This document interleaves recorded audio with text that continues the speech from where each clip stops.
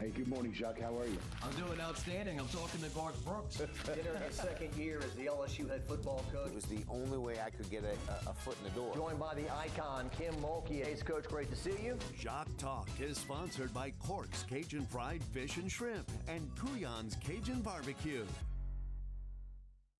Happy Thanksgiving and welcome to another edition of Jacques Talk. The great Jordy Culotta joins us today. Jordy, thanks for coming down. Good to see you. JD, good to see you, buddy. Appreciate it. Jordy is about to make the third anniversary of his show, his independent show, which has been a big hit and success. And just in a few words, how has that gone for you? Incredible. Man, it's been a heck of a ride, really, to get to this point. You and I were talking about how fast time goes, and it's a great judge of it within the sports seasons, right? I mean, it feels like just yesterday we were in Vegas watching this LSU team play. Now you're talking about the final regular season game. But a lot like that show, a lot like our show. I mean, it's just snapped, and it feels like we're at the 3-year mark, and we've been through a lot of rides and through a lot of spots, and have really found ourselves, and have a good staff, and have seen the show grow. We've seen our social media numbers grow. We've partnered with you guys. We've partnered with New Orleans Football. So it's been a lot of trial and error, but a lot of really good things coming out of it. Yeah, and I've told you before, I've been on LSU football road trips where people have called my name and get a chance to meet him, and they say, "I watch you on the Jordy Culotta show on Wednesday." Wow. That's how they know me. Some of them out there, and he's kind of like Oprah. He's like you've created your own stars too, Yeah, that's right. That's right. You've got you get a car. You get a car. Yeah. Lloyd and Noah and Stewie and all the people that have worked on the show over the years, right? Yeah, that's right. Stewie now with the SEC Network, doing a lot of cool stuff and doing some stuff in the television world and some production stuff, and really enjoying his time up in Charlotte. And obviously Lloyd has been right there with me since day one, and has helped with all the production angles and all of the things that we're talking really every single day. And Noah, to me, is a young and up and coming guy in the business. I think he's really passionate about it. He is somebody who has got the experience. He's coaching with Central Basketball. He's got a couple of things going on, but ultimately he loves to talk it. And, it's things that we've talked about kind of behind the scenes on, what's the next chapter of the show. I mean, guys like you and I can only go for so long, right? And keep talking about the same thing year in, year out. I mean, it's a young person's game, right? For somebody to hit press conferences and go to signing days and hit the games and go to, a lot like how you cut your teeth, Jacques, and made your name for yourself. And, now in your administrative role, I think you get the different view of it, right? Sure. Yeah. I mean, it's I told Darren the other day, like we were talking about Pat McAfee pops up on TV. And I said, well, some people in our generation say, I can't stand that guy. And then some younger people look at me and say I'm an old square, and that's what they gravitate to now. So it's trying to make yourself still fit without compromising your principles. Yeah, to an extent. In an ever-changing landscape, right? I mean, I think a lot of the conversation right now is about the changing landscape of sports, the NIL, the transfer portal, the recruiting methods. How do you do these things? It's very comparable, I think, to our business, right? I mean, as fast as it's changed and evolved. I mean, you think about our business 5 years ago to what it is now. Yeah. I mean, you think about college football 5 years ago to what it is now. I mean, it's a totally different sport. I mean, I could argue our business is a totally different business. I mean, I was on radio for a decade, and for the last year and a half that I was on the radio, we were pushing the digital product, right? I mean, it wasn't even really like training people to find us on the dashboard. It was more or less, find us and follow us and keep up to date with us. Well, it used to be, they say, what's the first thing people do when they wake up in the morning? And it was turn on the TV. And now it's grab their phone. Obviously, It's been that way for years. And, watching things in real time. And when we grew up, people would watch Johnny Carson for an hour or David Letterman for an hour. And now it's more like, okay, I'm going to watch the 5-minute skit that Jimmy Fallon did last night with Ariana Grande or whatever the case may be. Sure. I mean, it's fast. It's quick turnaround. It's how quick can you move me on to the next thing. I mean, really is what our business and world is right now. One of my dad's favorite sayings growing up, just remember, boy, things change. You know, those two words, things change. That's right. It's simple, but it's very poignant. So LSU now is heading into their regular season finale, and they had these 2 home games where it's kind of, I don't want to say ho-hum, but, you know, Vanderbilt came in unranked, a 4-loss team just like LSU. Somebody here at the station before the game said, Vanderbilt's got the same record as LSU. I was like, yeah, they're both 6-4 heading into the game. And now Oklahoma, who their first year in the league has been nothing to write home about, but they woke up last week and kind of shocked Alabama. I think Alabama was a 2-touchdown favorite. Yeah. And Oklahoma smothered them 24-3. So Oklahoma comes in for the regular season finale. But, you know, LSU is angling towards a Gator Bowl, Liberty Bowl, Texas Bowl, Music City Bowl, one of those bowl games against maybe a TCU, a Nebraska, an Iowa. Yeah, Wyoming. I saw Wisconsin. Yeah. So how do you feel about things right now? Because Brian Kelly, there's been more chatter. We're in year 3 now of this, and he's not going to have a 10-win season.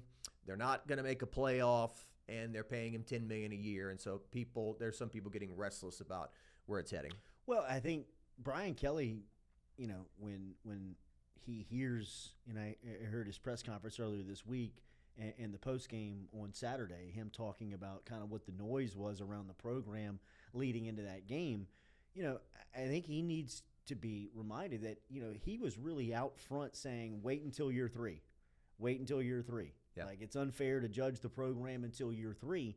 And I think if you're giving a status check on where the program is in year 3, there's a little bit of a cause for concern. You know, I think that when you look at the overall body of work, I think is successful. Like, in the 3 years, I think the grade is a success. Taking over 5-5, absolutely, and 6-7 before. Absolutely, that and the scholarship limitations. I don't think that we really understand or respect the difficulty of the job that Brian Kelly or Matt McMahon had, Kim Mulkey, when they got the job, where you've got to like totally overhaul a program. Mm-hmm. I mean, for Kelly in a football program to have 40 scholarships and be expected to compete against teams like Alabama, Georgia, Tennessee, Ole Miss, Texas A&M, who are filled and trying to get better, that's a hell of a mountain to climb. And for him to, you know, have some of the things that he has accomplished in the first 3 years, I think is an overall success. But in year 3 of the program, they should be further along than they are. I don't think that's, you know, that's too hard to argue. I think, you know, when you look at some of the misses that they've had, and specifically I think in the transfer portal, and it was interesting to hear him earlier this week really describing the different approach that they're going to take in the transfer portal, where it sounded like it was once, let's throw a net, see what we can pull back in, and now saying, hey, look, let's get focused, let's get real pointed on who we're going to go after, how much we can offer, and be competitive from those two, you know, real approaches, the evaluation and the money, right? I mean, I think that's what matters in the portal most of all, and that's where LSU, because if you remember last year, I mean, they had 2 guys come down that were defensive tackles. One was a Michigan State guy that ended up Simeon Barrow, that ended up at Miami. Yeah. And then they had a guy out of TCU, was it Payne maybe, that ended up at Oklahoma. And both of their visits were wildly successful when they were talking about the football angle. Like the Bo Davis, the Blake Baker, the Frank Wilson, the Austin Thomas angles of all of the relationships that are being built, they were all 10 out of 10. But then they went to their next stop, right? It kind of felt like until Barrow got to Miami, until the TCU defensive tackle got to Oklahoma, that it was going to be LSU. But then it was over quick because it was like, well, the money wasn't even competitive. And I think now it sounded like, you know, that is going to be a real We're going to be aggressive. Absolutely. You know, very, very aggressive, very intense, very, from an evaluation standpoint, you know, very focused on how you can win now. Yeah. Right? Well, and when he said we're not going to buy players, and he was very adamant that we're not going to give $1 million to a defensive tackle that's never played for us before and disrupt the locker room with the Will Campbells and the Emory Joneses of the world who have been on the team for a while. Now, look, if they get those guys, is the season any different? I don't know. They're defensive tackles. LSU couldn't tackle running quarterbacks. Would that have helped out? I don't know. Would they be better right now than 7-4? I don't know. So, but not getting Bryce Underwood now and not spending a whole lot of money in last offseason could make this offseason an exciting one for LSU in this new age of college football where you can, add 20, 30 new guys to your roster. And I'm anxious to see how it works, really, because, I think now with Austin Thomas really settled into the role, right, and him describing Frank Wilson as a big part of the brain power that's in charge of building the roster, and then you have Kelly in that room. That's a trusted group. I think that's a group that understands what it takes. Look, we can bewilder Ole Miss's outcome of the season all we want. We can't argue that they're very talented, right? And Austin Thomas had a ton to do with bringing that talent in and getting it out of the portal, recruiting it to Oxford, and making sure from a contractual standpoint that everything lined up. So, I think that from a staffing standpoint, they're in the right place. Yeah. I think that they're in the right place. It sounded like from the outlook of how to build a roster, I think now they just need some help from a personnel standpoint, a depth standpoint that we all knew going into the season was going to be an issue. And now here you are in November, where you've won one out of the last three, one out of the last four. Right, and if you lose this one, you're 7-5, which is yuck, and you've lost 4 out of your last 5 games heading into the winter. His post-game comments the other night after LSU beat Vanderbilt, he said something along the lines of, it's unfortunate the indictments, that was the word I think he used, the indictments, especially as early as we are in building the program. But it's like Will Wade said it, different sport, different numbers, but he said you're not building a program, you're building a roster year to year. And I kind of feel like that's accurate because you can't keep Jaden Daniels around. He's gone. It's kind of, whack-a-mole, whatever. You can't keep it all together at once. You lose this guy, but you gain that guy. You're going to lose a lot of offensive linemen this year, right? And so I don't know how much you can build a program from 2022 to now, as opposed to getting players in the cycle and adding them to your roster. Well, you can't. You definitely can't do it like you could a decade ago. Right. You know what I mean? Like it's definitely different. And right now, I think we're seeing and witnessing with all the parity is that it hits everybody. What made Alabama great during that run was that they had third-team guys that were 5 stars that literally had to sit for 2 years because they didn't have many options. And now, you can go scout a guy like Quincy Wiggins who's sitting on LSU's depth chart, and somebody can get into his ear and say, hey, look, you're not playing there. We got a shot for you to play here.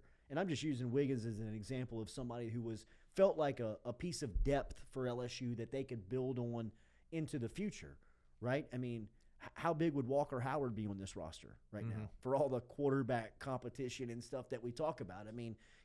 10 years ago, Walker Howard, if he comes to LSU, odds are he's probably still here.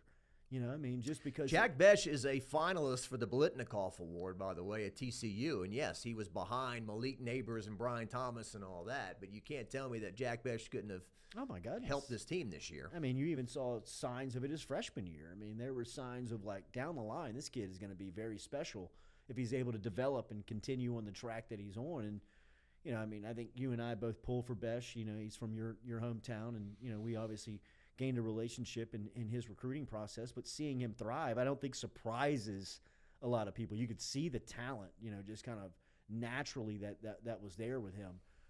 But again, in roster building, roster management, and roster maintaining, those are the stories that are much different than what it was just 4 or 5, 10 years ago of being able to keep this thing in line. And, I agree with that. I don't necessarily – and I think that's the approach to the portal is that it's more of a win now, year out basis, right, where it's saying, hey, look, we're short of defensive linemen, we're short of safety, we're short of wide receiver. who's the best in those areas or who's the best on the board that's most compatible with the program. You go out, you pitch your football pitch, and then you come in and you have to have something competitive from a price standpoint. And I think that's where they're starting to really kind of pivot a bit as far as the management of the roster goes. Yeah, I think I said Besh is a finalist. I think he's a semifinalist for the Blitnikoff. Regardless, he's one of the last 11 standing. One of the last 11 standing over there, and that could be a bowl matchup for LSU if they play TCU, right. the Jack Besh Bowl. Right. But to your point, the highest ranked SEC team is at number 6, Georgia. They've lost twice. Tennessee, number 7, they've lost twice. Alabama's lost 3 times. Ole Miss 3 times. South Carolina is number 16. Texas A&M, after they beat LSU, appear to be in a prime position, and they go to South Carolina and get drubbed, and then they go to Auburn and lose a wacky, 4 overtimes, 5 overtime game? And it feels like the one I could make the strongest argument for is South Carolina. You know, I mean, like they had Alabama on the ropes. They had LSU on the ropes. I mean, if they win one of those games, they're in the playoff, you know, I mean, and I think it's just a sign of the time of just the parity of what exists in college football. I'm here for it. I love it. I love the fact that it's opened up more teams and given the opportunity for programs to compete later in the season. And I think, you know, having these crazy and wild weekends every weekend, it's great for the sport. You know, I mean, I think it's awesome for the viewership. I think it's great for the support of college football. And, you know, going into these new TV contracts, I think we were all aligned saying it's going to be more mirrored towards the NFL, where you've got these marquee games every weekend, and there's going to be some crazy stuff that happens. And through the first year, you know, at the point where you're at the final regular season weekend, I think it's exactly that. I mean, it feels exactly like that, where every Saturday now you've got these games that are going to give you something that you don't expect. It's not 2011 where LSU and Alabama had these two juggernauts and went through the regular season. You know, Alabama lost. Home. Yeah. I mean, some of those LSU games were like scrimmages. When it really was. And against good teams, like would be perceived to be good teams. Like they would just throttle. I mean, like they were just beating the hell out of people. And, you know, I mean, I guess that was one way to experience it, you know, but I'm down with the week in, week out being in something. Yeah. You know? Well, it's definitely, if you start comparing scores and try to come to conclusions with that, I mean, we saw that right off the bat, right? It was Kentucky and South Carolina early in the year, you know, and South Carolina looked terrible their first game. They go to Kentucky and beat them 31-6. Kentucky then beats Ole Miss. Plays Georgia tight. You know, I mean, it's all over the place. I mean, the second you think you got it figured out, you don't for sure. And like we said, all these teams right now in the hunt to try to make this playoff. And, oh, by the way, the Tulane Green Wave, they're number 18. They're 9-2. They're playing on Thanksgiving night against Memphis. They got a nice showcase of their program. What argument will they have? Sure. To get in? And I saw North Carolina just is going to fire Mac Brown, and their coach, is it Sandoval? I didn't even see that Mac Brown got fired. Here's my Mac Brown impersonation. University of Texas. We enjoyed our time at University of Texas. It's my Mac Brown. But that's a good one. That is a good one. He had a nice rebound to his career. I mean, he was doing pretty well at North Carolina. But Jeff Summerall, the Tulane coach, is going to be somebody whose name pops because, you know, he's special. John Summerall. John Summerall. Yeah. But yeah, he's in his first year at Tulane and doing a heck of a job. Young, aggressive coach. And I caught one of his sideline interviews the other day. I don't know if you saw it. They were like, it was like the end of the third quarter. You know, Coach, what do you need to see out of your offense on this drive? Score a touchdown. Then he just stopped. And, okay. A reporter's nightmare. Yeah, the Greg Popovich. Yeah, the one-word answer. The one-word answer. Of course, you know, you and I have talked about it. These in-game interviews that they have forced upon these coaches to do make no sense. I mean, I was always taught, look, it's a sporting event. It's not a war, but it is a war when they're going into a game. Stay away from the head coach. Don't bother him. And the fact that they have in-game interviews like with. I mean, Jay Johnson to me is the one that you watch and you're like, he is in excruciating pain. I mean, like, he's like he can't sit still. I mean, but I get it. You know, I mean, he's trying to, you know, do this, and as if the game needs this much access. Like, I'm watching. I don't need, you know what I mean? It's not like I don't need to hear what he's thinking about in between pitches. I'm not going anywhere. Yeah. But yeah, I mean, I'm with you. Those are dangerous too, especially afterwards. You know, like post game on the field. Yeah, we saw Kenny Dillingham this past weekend, Arizona State, when the referees are trying to get the people off the field. Oh yeah, and the reporter's just like sitting there with a live mic, and he's MFing the referees. He's going. I mean, it's just a very charged atmosphere. And the standard for rushing the field, as you and I have talked about, has totally changed. Yeah. Like, okay, 1997, LSU beats #1 Florida, who's been kicking your tail for years. They're undefeated. That's the time where you rush the field. Now we're rushing the field for 4 lost teams and Ole Miss.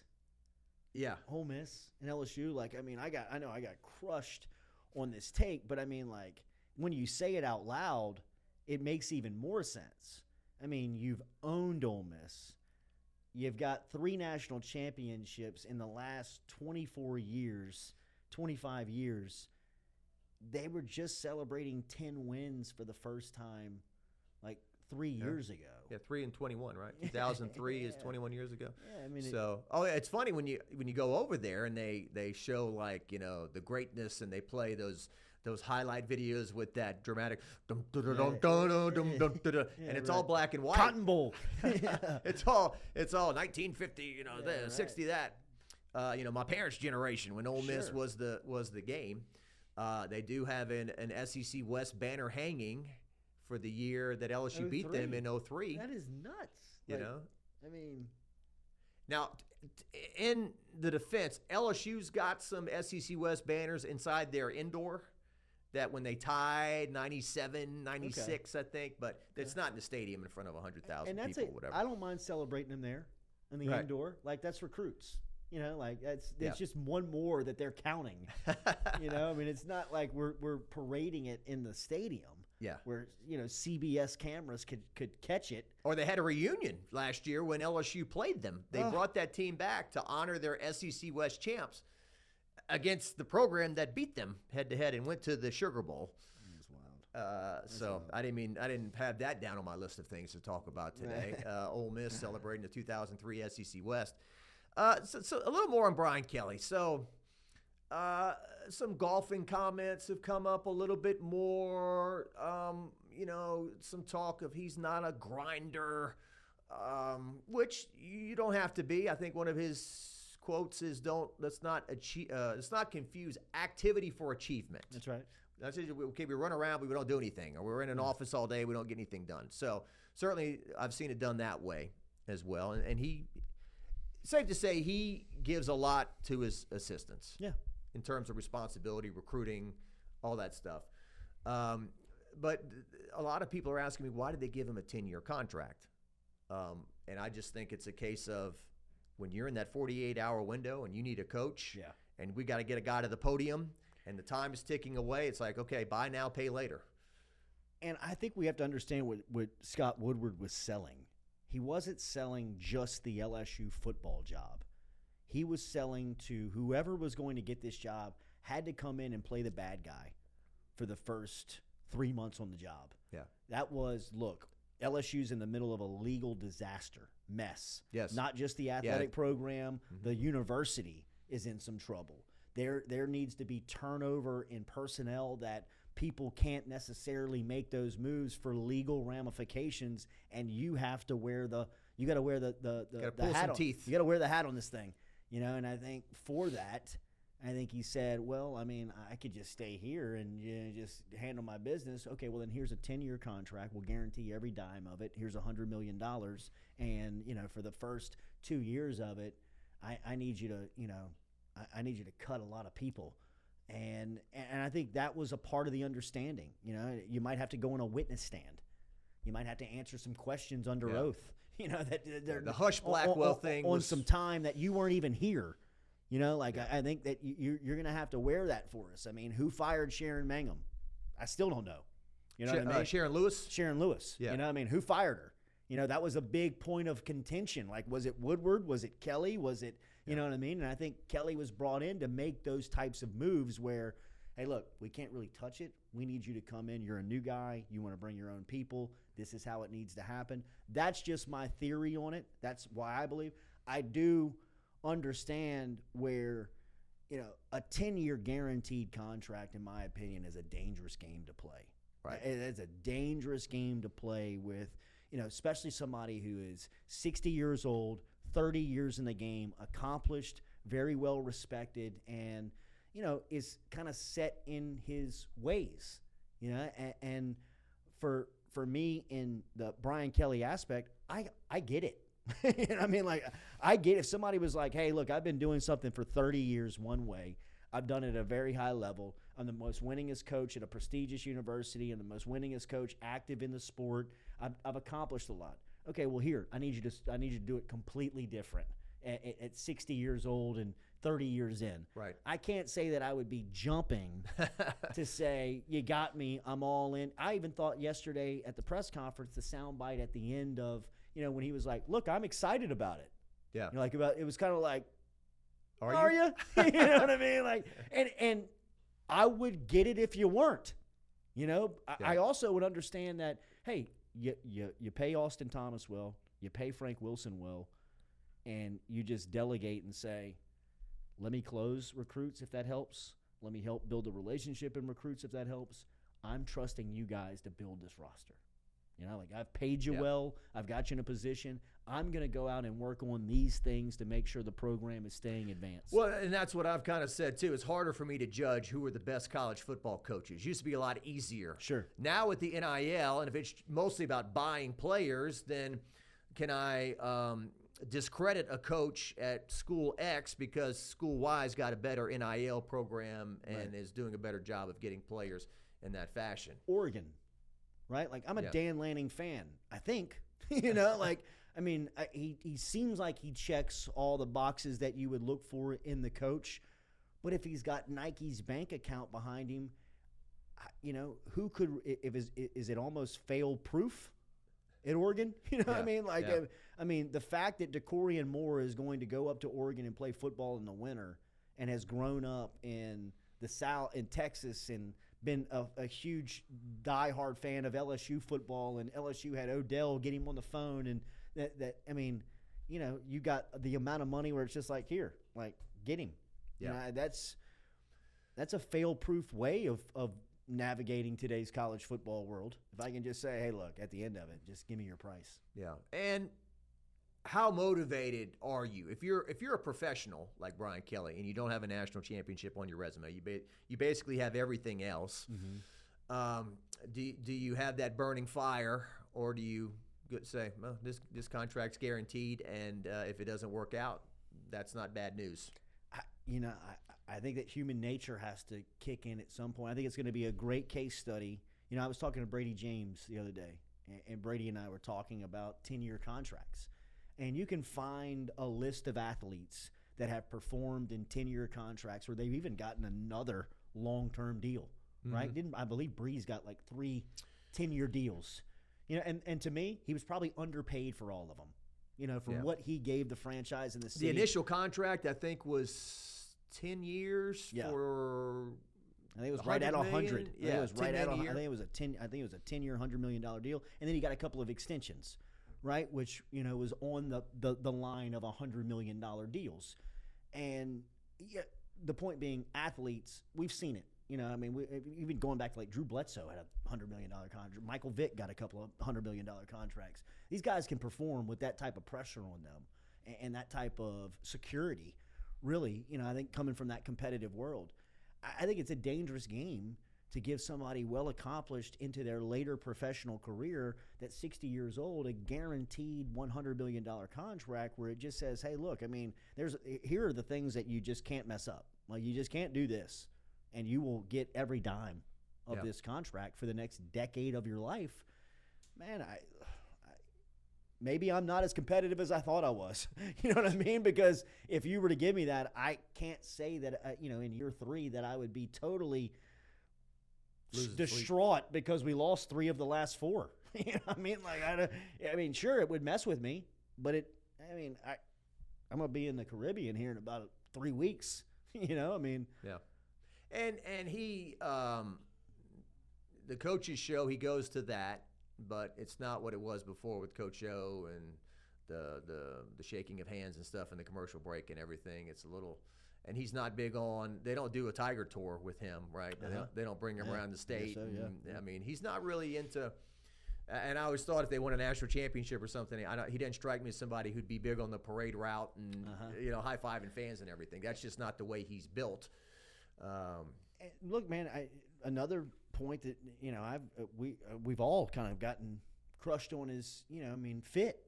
What does fit mean? I think Joe Oliva was the famous one who said, what's fit? Like, well, I mean, it's not Johnny Jones. It's not it's not there. It was Trent Johnson. What is some of the things that you have to either you accept that's what you're hiring. Like that was my perception of Brian Kelly when they hired him. Like I was like, damn, this guy's gonna be, he's gonna make you walk the line. You know what I mean? Like he's gonna hold you to task. I mean, he kind of comes off as that. I mean, the first time I had a chance to interview him, I was like, man, you surprised me. Yeah. Like you wear shorts, you're kind of loose. You kind of crack jokes every now and again. Sneakers with the suits. Yeah, right. Like I mean, like that was a little, but I think that part of it, like the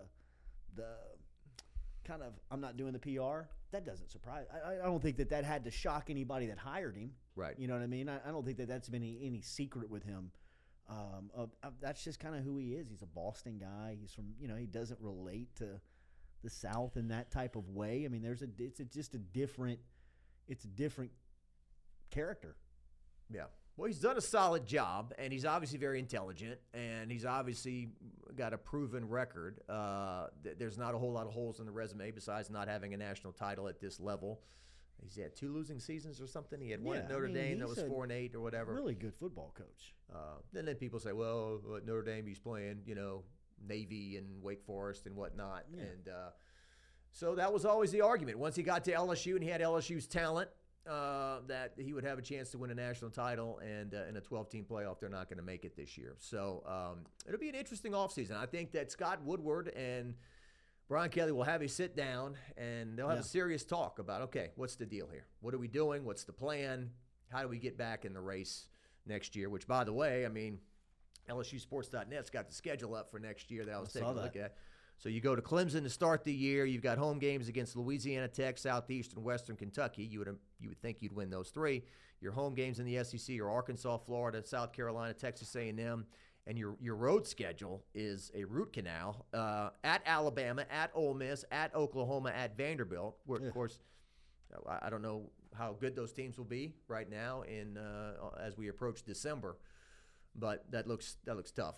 It does, but it also, I think they're learning here in the 12-team playoff age, like they need to get out of these highlighted games. These big Daytona 500, big out of the block. Like, I mean, even like going to Clemson next year, I know that's on Clemson's campus, and that was a game that was scheduled a couple of years ago, and when it was scheduled, made a lot of sense. In today's world, it really doesn't. I mean, the Southeastern on the schedule, the Nichols on the schedule, the Northwestern on the schedule, those now seem to make more sense in the day and age where we're just looking at the win-loss column. You know what I mean? We're just judging you on the record and what happens there. I mean, in the BCS era, you could play close. Did they lose close? You know what I mean? Right. Where were they? 2 losses in triple overtime for LSU in 2007. But where now it's here, it's just there's so much parity, and the league is just brutal. I mean, it's death row. It's like I was looking at the SEC standings. How many teams we got in here? I know it's 16, but it just seems like it goes on forever. And LSU's like, 7th. Yeah, right. 8th, 9th. I mean,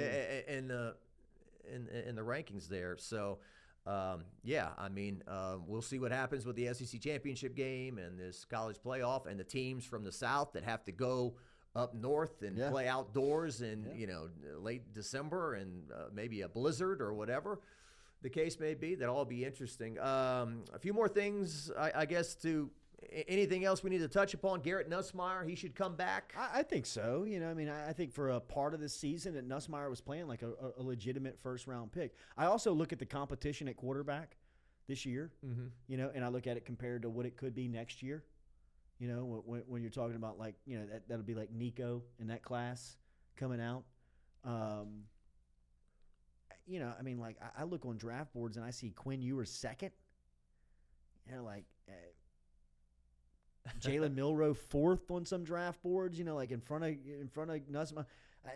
If I'm Nussmeier, I think there is consideration of if I put my name in, I get into a workout type atmosphere.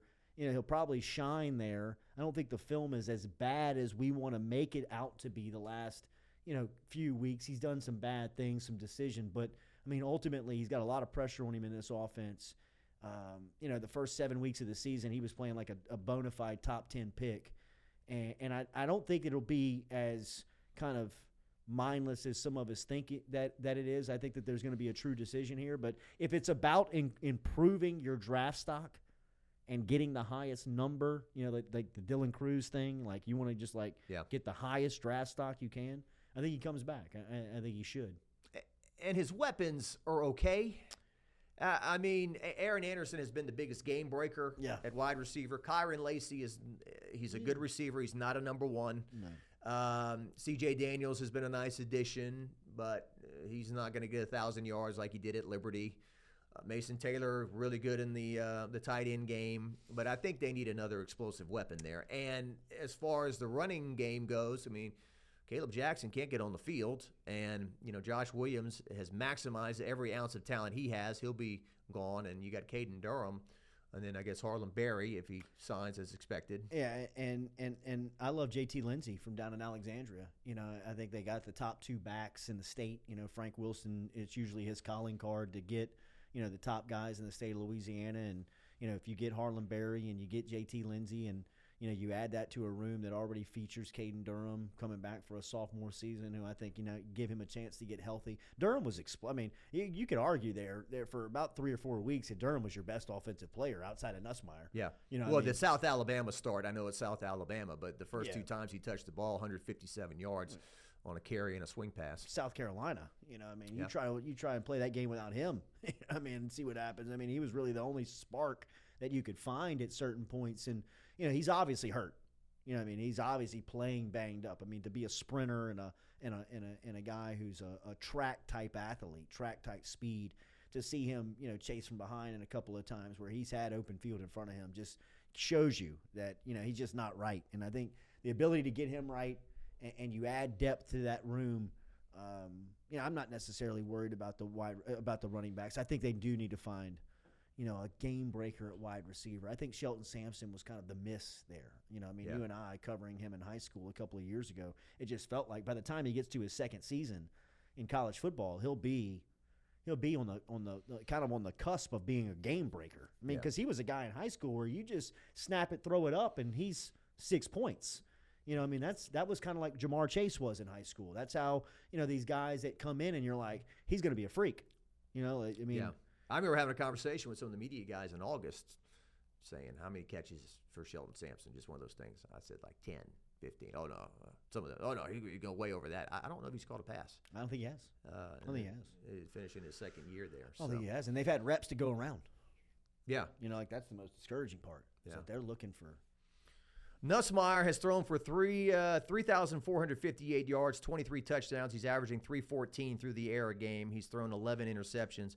The aspect that we knew was not going to be there, he's carried the ball 29 times for negative 38 yards with 3 touchdowns. So, when Jaden Daniels left, we obviously knew that the aspect of Jaden being able to drop back and, hey, I'm just going to glide for 40 yards here was going to leave. The defense is giving up 24 points a game. The third down conversion rate's still too high, 41.6%. And they've recovered 8 fumbles and intercepted 4 passes, so they've only forced 12 turnovers. So those numbers are still a little bit low from that aspect of things. But like you said, they got the right coaches, I believe. Blake Baker, Bo Davis, Peoples, Corey Raymond. And here's one thing maybe we can finish on. You interviewed Billy Napier a lot. Yeah. I talked to him yesterday, actually. Did you? Yeah. Okay.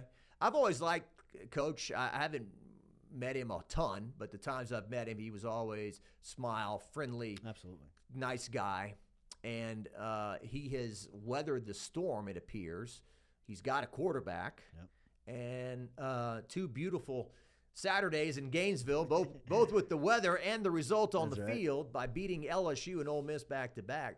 I'm not going to get into who LSU should have hired. I think Brian Kelly, as they've talked about, the 4 major hires, has done the best out of Billy Napier at Florida, Brent Venables at Oklahoma, Lincoln Riley at USC.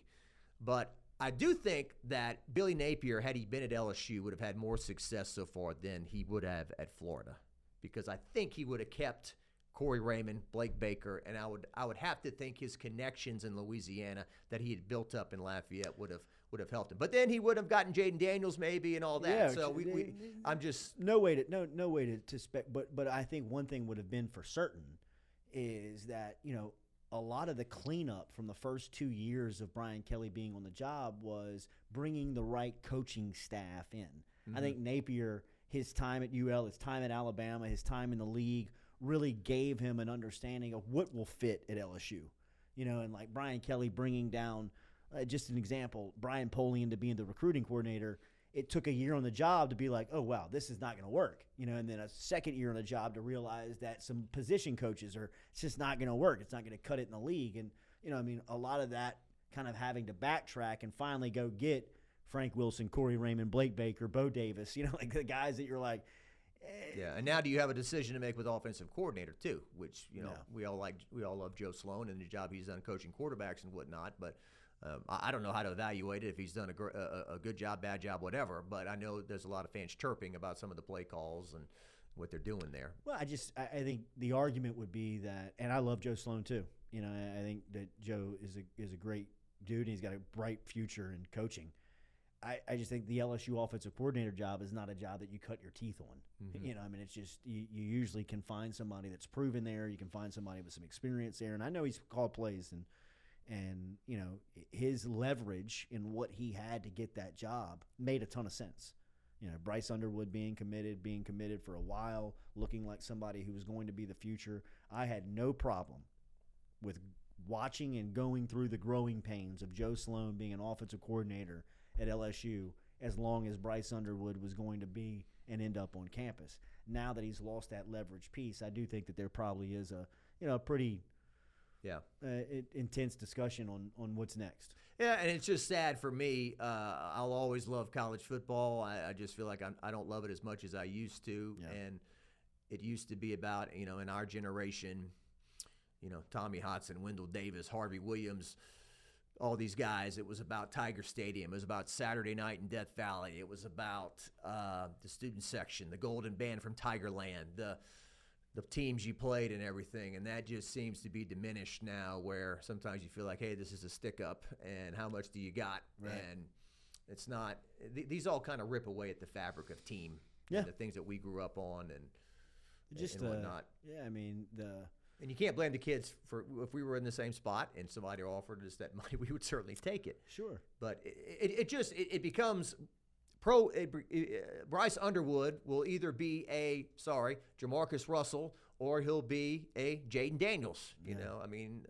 He's now a big shot rookie with a big contract, and how will he handle that? Yeah. No, it applies a certain type of pressure, a different type of pressure. It applies different feels to it. There was, like you said,